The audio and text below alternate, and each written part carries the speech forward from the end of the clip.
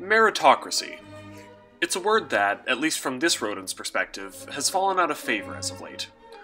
For many, it conjures up images of the kids from high school who didn't have a social life because they spent all their time studying, getting straight A's and perfect scores on their SATs, trying to outcompete their peers in the number game that is college admissions. 4 years later in this mental scene, the meritocracy takes the form of a bunch of white, upper-class Harvard graduates rubbing elbows with the rich and powerful on Wall Street, who also happen to be white, upper-class Harvard grads. And in the bleakest, most cynical picture of a meritocracy, the world operates under a Soviet-style technocracy, a system in which only the most intelligent and technically gifted are allowed to have any kind of power or influence. Instead of politicians ruling, you have mathematicians and chemists and engineers. And instead of employers favoring personal skills like ingenuity and ability to collaborate, the top positions are given solely to those who produce the best and the largest output. It's a cold, mechanical system where merit is measured solely by numbers, by the number of hours you put in and the number of widgets you put out. Such a system dominated Soviet life at an institutional level. A significant proportion of the Union's executive committee, called the Politburo, was comprised of engineers, rising as high as 89% by 1986. Soviet leaders held scientific progress and the material output derived from it as nearly paramount values, and workers who overfulfilled their production quotas were treated as national heroes. Take Alexei Stakhanov, for example. The man mined 227 tons of coal in one shift at his factory, was awarded the Order of Lenin and a bunch of other medals, and was given a deputy position by the Supreme Soviet of the USSR, the highest legislative body in the Union. This inspired workers all over the Union to emulate Stakhanov's productivity and attain the same prestige, a phenomenon known as the shock worker movement. The Soviet Union rewarded impressive credentials, utilitarian skills, and measurable accomplishments. It was a system that we would, in the modern world, call a meritocracy. From the highest state official to the most destitute factory worker, reward was given based solely on the quality of one's work. Nothing more, nothing less. At least, this was the case in most Soviet institutions. After the revolution of 1917 and the Bolsheviks had begun to construct their vision of a perfect classless society, they started to notice that some aspects of Soviet society weren't quite living up to their utopian ideal. For example, in the wake of the Russian Empire's collapse, independence movements in smaller Eastern European countries like the Ukraine threatened to fracture the Union, which would have defeated Karl Marx's vision of a universal communist state in which nationality did not exist as an identity. Thus arose Korenizatsiya, the solution to the nationality problem. Korenizatsiya was a policy of Soviet quote-unquote indigenization, in which Soviet officials promoted members of national ethnic groups to serve in government and bureaucracy on both local and national levels. By doing this, the Soviet Union hoped to become the official champions of ethnic nationalism, thereby co-opting local independence movements and diffusing the sentiments that had spurred them in the first place, dissolving national identity and fostering a single, class-based proletarian identity. This is summarized in Vladimir Lenin's slogan describing the policy: nationalist in form, socialist in content. Indeed, the Union's indigenization policy called for a majority makeup of ethnic minorities in all government institutions, meaning that one's skills were no longer the sole qualification for office. What was more important now were the conditions of one's birth. But why? Is being born a certain way a skill? Do the conditions of one's birth confer any innate skill upon the person who was born that way? Is an ethnic minority inherently better at governing the Soviet Union because he was born in Kazakhstan or Ukraine rather than Russia? The answer to all of these questions should be no! Why, then, do modern institutions all over the world treat race and gender as qualifications for work and higher education? I'm talking, of course, about affirmative action, and for the purposes of this essay, I'm going to focus on affirmative action in college admissions, because it's the form I'm most familiar with and the one that's most relevant to my current situation as a college student myself. My beliefs about affirmative action in higher education expand beyond college admissions and apply across the board in workplace settings as well, and I'm just gonna come out right now and say it: I don't think race and gender-based affirmative action is a good thing.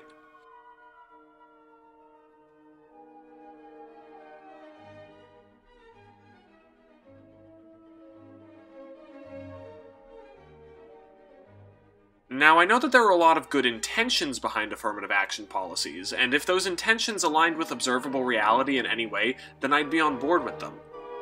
But they don't, so I'm not. The one I hear the most often is that affirmative action is meant to give educational opportunities to groups of people who might otherwise not have access to them, and to help them get out of their destitution and create a better life for themselves and their families. Which, on paper, really does sound like a great idea, but when you take a closer look at the principle behind the argument, you already run into something problematic, for lack of a better word. Groups of people. Affirmative action gives educational opportunities to groups of people, which is to imply that groups of people are collectively disadvantaged. Don't see the issue? Allow me to explain. The poster child for affirmative action is the black kid from the inner city who overcame the adversity of poverty, dedicated himself to his studies, and got accepted to a good college. Affirmative action just gives him the financial boost to pay his tuition. But the truth is, that's not how most affirmative action policies work. Of all the factors that played a role in that poster child's life, the one that gets focused on the most is the one that had the least bearing on how he turned out. He came from difficult living conditions, making his success all the more inspirational. He was smart and hardworking, making him a worthy applicant based on academic prowess alone. But what affirmative action policies focus on is that kid's race. Being black didn't make him poor. Being black didn't make him smart. But being black may have been what got him into college. A 2004 Princeton University study found that African Americans have an extra 230 points added to their raw SAT scores. 230 for every African American who took the test. Now, I don't know about you, but giving specific groups of people rewards that they didn't earn through their own efforts sounds like a pretty discriminatory policy if you ask me. The only way that this policy could possibly be justified would be if it were an observable fact that every single African American in the country had the same experience as that poster child, that they all really were disadvantaged in some way, and that they needed a leg up financially. But that's just not the case, I'm sorry. You do realize that there is such a thing as a rich black person, right? There are black people who come from cushy lives and have rich parents and go to private school. They're verifiably in lower numbers than white people who live like this, but they exist. So I want you to imagine this situation. There are two kids applying for the same spot at the same college. One is black, the other is not black. They both have the same grades, same raw SAT scores, same extracurriculars, same interpersonal skills, same family income. Nearly everything about their resumes is identical. The only thing different between these two students is their skin color. In a meritocracy, these students would be given equal consideration at first look, and they have to bring a little something extra to the table for one of them to be admitted. Maybe their interviews reveal something desirable about their character. Maybe one of them is a better speaker or a better writer.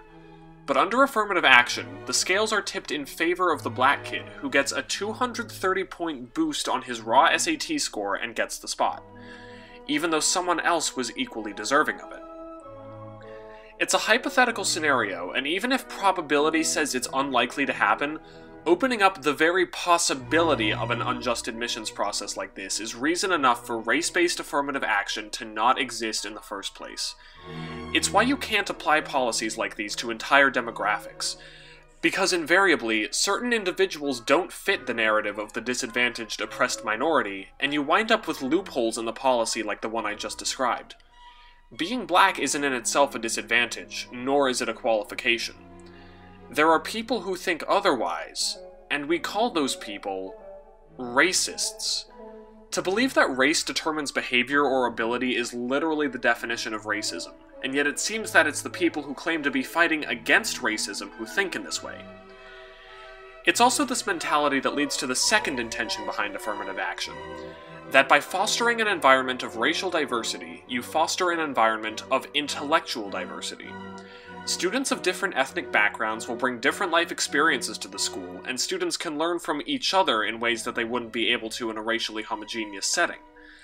After all, if two people have different skin colors, they must have different life experiences, right?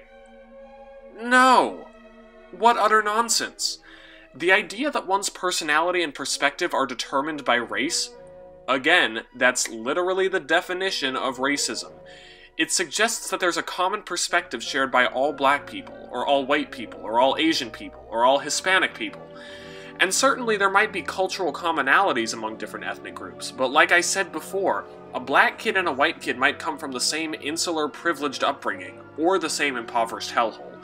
And by assuming that every black kid and every white kid have fundamentally different life experiences, administrators reveal this policy for what it really is.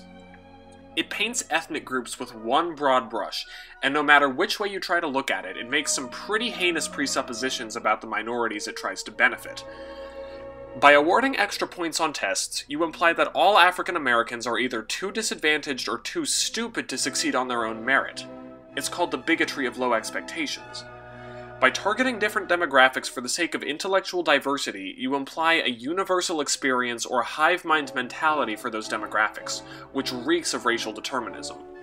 When it comes to being admitted to college or being accepted for a job when you're out of college, it shouldn't matter what you are, it should only matter what you do or what you have the potential to do, and if you're not qualified, then you shouldn't get the job, plain and simple. Now already I know my argument has raised some red flags in the minds of those who don't understand what I'm saying. But reality, Weasel, are you saying that ethnic minorities can't be qualified for higher education and top job positions? No, you troglodyte, I'm not saying that at all. Any member of any race can be qualified for any job. That's why I oppose race-based affirmative action. If you give everyone an equal playing field, that means no preferential treatment for any race, everyone starts out with the same resources and they have to get to the top on their own, then you see who really is qualified. You see who's the smartest. You see who's the hardest working. You see who's the most perseverant or the most resilient. Because do you know what an equal playing field looks like? It looks like considering everybody based on merit alone and not even giving a thought to the color of their skin. So if the people who reach the top happen to be black, then they happen to be black. If they happen to be white, then they happen to be white. If they happen to be Asian, Latino, Indian, Middle Eastern, then they happen to be whatever race they are. A meritocracy is a colorblind system, giving every individual the equal opportunity to succeed. Whether or not you achieve that success is the responsibility of the individual. If the outcome is unequal, you can't just look at that outcome, work backwards, and conclude that there must have been unequal opportunity to begin with. That kind of thinking is fallacious at best and dishonest at worst. And if you're going to try to force an equal outcome because you think that there was unequal opportunity, then the only one undermining equal opportunity is you. Equal opportunity is, by definition, free of intervention. If you're trying to tip the scales in favor of certain individuals or groups, then you give a disproportionate level of opportunity to those people. It is unequal. If you really wanted to help disadvantaged people get into college, then help people who are actually disadvantaged. Help people who can't afford college. 14.5% of Americans live below the poverty line, and those financial barriers virtually exclude that part of the population from getting into college.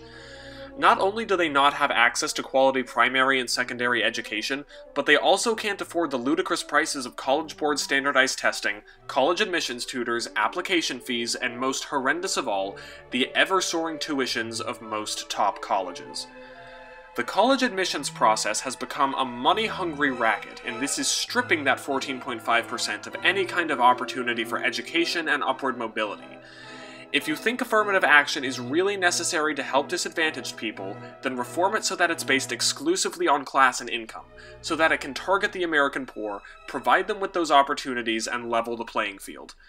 Don't award extra points on standardized tests, don't favor a poor person's application over a rich person's, just give them the financial means they need to attend college if they really are qualified to do so.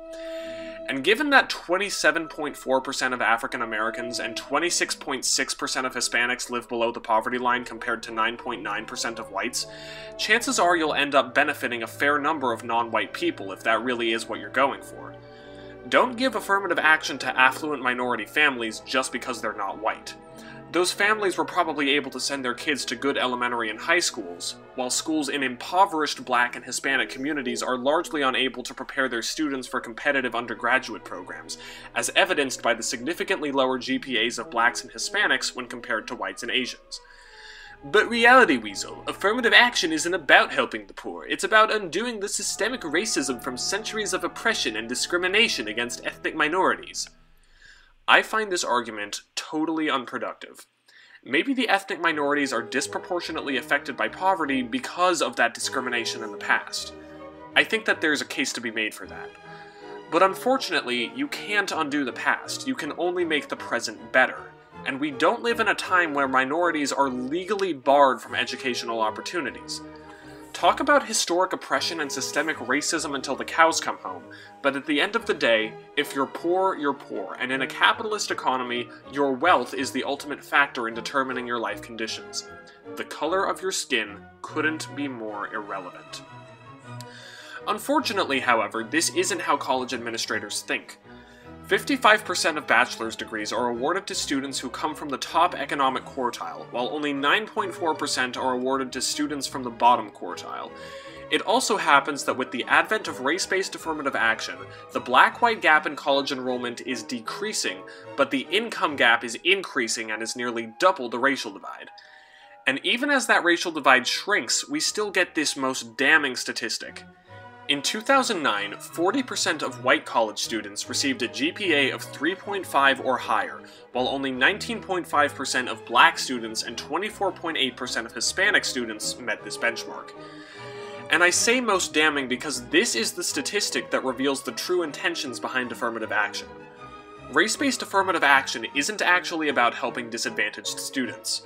If it were, then we'd see more economic diversity in those admission statistics. Nor is it about propelling qualified individuals into top universities. If it were, then I'd imagine those GPAs would be a bit higher. It's nothing more than an attempt to create a surface-level facade of diversity to appeal to the current cultural narrative that ethnic minorities are oppressed classes that need preferential treatment, and that having more minorities at your school is in itself a good thing, regardless of what the people in that diverse setting bring to the table. In short, universities want to admit minority students because they're minorities. Because they aren't white. It's one big, gigantic, institutional virtue signal. Diversity means inclusion, unless you're a white male. Diversity means the best treatment for everyone, unless you're a white male. Affirmative action isn't pro-minority, it's just anti-white. And it's all a symptom of the ever-growing progressive mindset that dominates our society.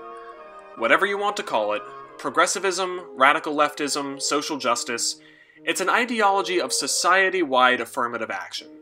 In progressive ideology, the quote-unquote oppressed classes of the West receive the benefits of social standing for no other reason than that they're ethnic minorities, or women, or gay. Their voices are given priority in cultural conversation. They're virtually immune from criticism because everyone's too afraid of being called a bigot. The oppressed become the virtuous, and the white man gets the short end of the stick. And it's all done in the name of equality, of trying to repent for the years of systemic oppression at the hands of their ancestors. You know who else thought like that? The Soviet Union. Korenizatsia's pragmatic basis was to preserve the unity of the USSR, but it was ultimately grounded in Marxist ideology. The Bolsheviks dreamed of a utopian world where everyone was equal, and to do that, they needed not only to abolish private property within their own borders, but also give benefits to the ethnic minorities that had been subjugated by the Russian Empire. What the social justice crowd calls oppression, the Bolsheviks called Russian chauvinism, and they were trying to undo the years of subjugation faced by ethnic minorities under the rule of the Romanovs. It's why so many minorities were given seats in the government. But do you know what the state did to those ethnic minorities in the end? It had them killed. During the Great Purge, Stalin accused the non-Russian officials of being hired agents intent on infiltrating the Soviet Union from without and dismantling it from within.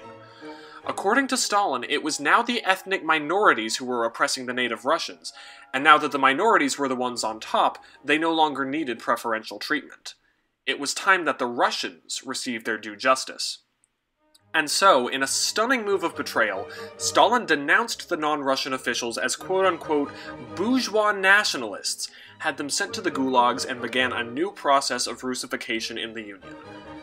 As soon as the perfect classless society had been achieved, as soon as Russia had made up for its past mistakes, it no longer had any need for the ethnic minorities it had taken the trouble to assist in the first place, and business carried on as it had before. Korenizatsiya turned out to be nothing more than a hollow, self-interested gesture of inclusion, using the ethnic minorities of the Russian Empire to prop up the Soviet Union's moral righteousness. The state did this multiple times with similar institutions. Take the Zhenotdel, the women's section of the Communist Party. The organization was created to combat the gender inequality that had persisted under the Romanovs. In the socialist utopia, women were to be afforded the same rights as any man. The Zhenotdel promoted women's rights within the Union for 11 years, but when Stalin decided that gender equality had been achieved, he had the Zhenotdel dissolved.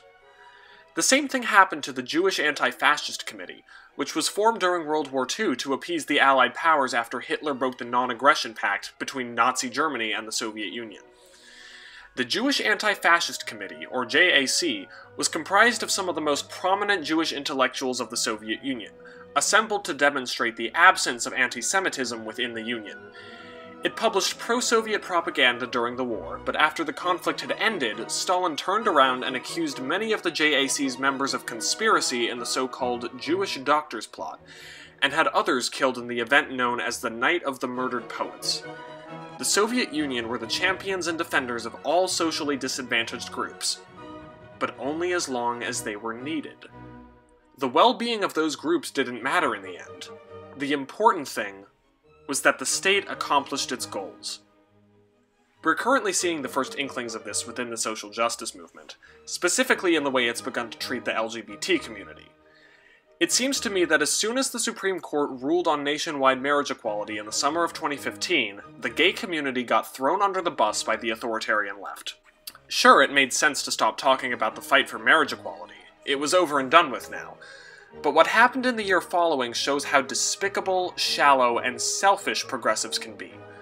51 gay men were shot and killed in a nightclub in Orlando, and the progressive left refused to call out the attack as religiously inspired homophobia. Instead, they rushed to the defense of Muslims and cried out how Omar Mateen wasn't acting in the name of, quote, real Islam. Only 1 month later, a gay pride parade in Toronto was halted by Black Lives Matter. The BLM activists demanded more financial support for their own pet project and refused to budge until their demands were met. And now I've begun to see multiple headlines calling out the LGBT community for, you won't believe it, racism. Of all things. I think this headline sums it all up. No blacks is not a sexual preference. It's racism. Race, it appears, has now taken primacy over sexuality in the progressive hierarchy. The LGBT community is no longer a protected class. To these progressive leftists, the gay man is now as morally depraved as the run-of-the-mill straight white male. The gay community serves no purpose for the left anymore. The gays got the marriage equality they wanted, and more importantly, they did exactly what the left wanted them to do. They proved that the left was on the right side of history. And honestly, pitting tribe against tribe like this isn't even the worst part of this cultural form of affirmative action, in my opinion. It's the fact that there are tribes at all. That the social justice movement focuses on groups rather than individuals. Affirmative action denies individual agency. It invalidates individual accomplishments. It tells people that they're only as good or only as advantaged as the collective that they belong to.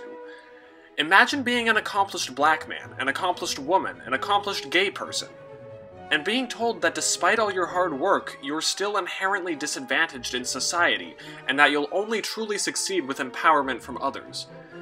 Imagine being an accomplished straight white male, and being told that your success is only a result of your societal privilege, and that you should give up some of your accomplishments for the greater good.